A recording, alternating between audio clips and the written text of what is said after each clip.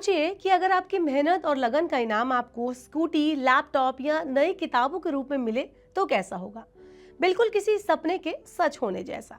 और खासकर स्कूल में पढ़ने वाले स्टूडेंट्स के लिए अगर ये इनाम दिया जाए उनकी मेहनत के बदले में, तो उनके लिए सच में ये ड्रीम कम ट्रू होगा। उनको भरोसा मिलेगा अपनी मेहनत पर।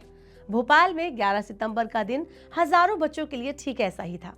इस दिन मध्य प्रदेश के मुख्यमंत्री डॉक्टर मोहन यादव ने 7,832 होनहार विद्यार्थियों को स्कूटी गिफ्ट की। इसके साथ ही हजारों बच्चों को सैनिटेशन, हाइजीन और कस्तूरबा गांधी बालिका विद्यालय योजनाओं के तहत बड़ी आर्थिक मदद भी दी गई।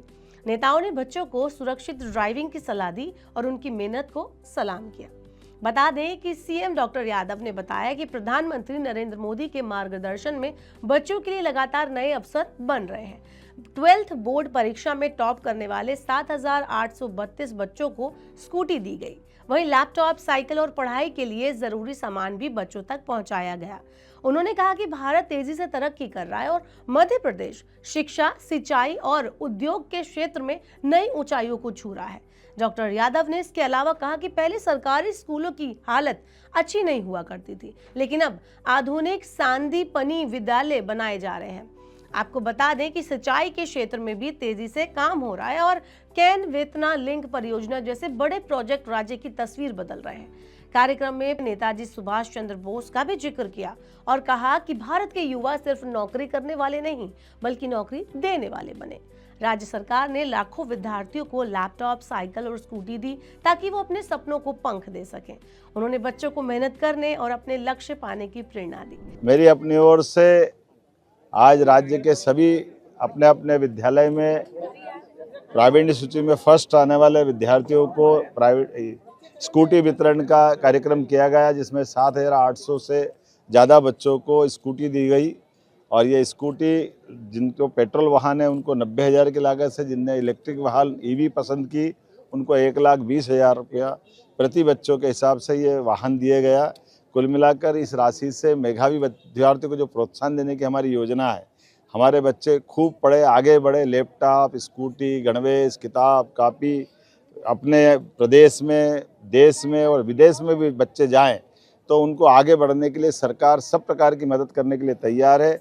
मेरी अपनी ओर से आज के इस अवसर पर माननीय मंत्री राव उदय प्रताप सिंह जी, माननीय मंत्री कुंवर विजय प्रताप सिंह जी, हमारे माननीय मंत्री विश्वास सारंग जी और हम सभी मित्रों के साथ इस पूरे आयोजन में भाग लेकर के हमने अपने भविष्य की अच्छी प्रतिभाओं को प्रोत्साहन देते हुए उनके उज्जवल भविष्य की कामना करने के साथ सरकार की योजना से लाभान्वित किया।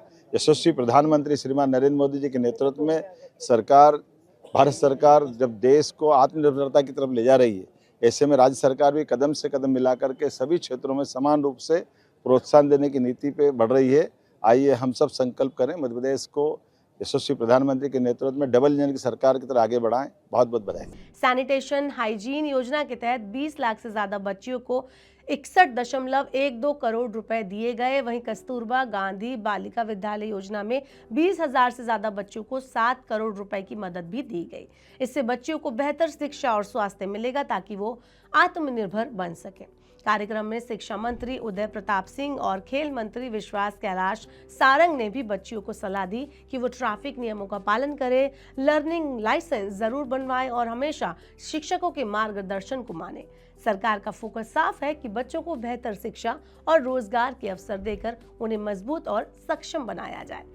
तो ये कहा जा सकता है कि ये दिन सिर्फ स्कूटी या आर्थिक मदद बांटने का नहीं था, ये दिन था बच्चों के सपनों को पंख देने का, उनके आत्मविश्वास को बढ़ाने का और उनके भविष्य को मजबूत बनाने का। इससे बच्चों को भी प्रेरणा मिलेगी कि वो मेहनत करेंगे तो जरूर उनकी मेहनत का फल उन्हें मिलेगा। बच्चों के चेहरे पर आई मुस्कान ही इस पहल की सबसे बड़ी जीत रही। आने वाले टाइम में यही बच्चे मध्य प्रदेश और भारत का भविष्य रोशन करेंगे। आप सबका क्या कहना है, आप हमें कमेंट बॉक्स में बता सकते हैं। और ऐसे और वीडियोस के लिए देखते रहिए मनी 9 और सब्सक्राइब करें मनी 9 का यूट्यूब चैनल।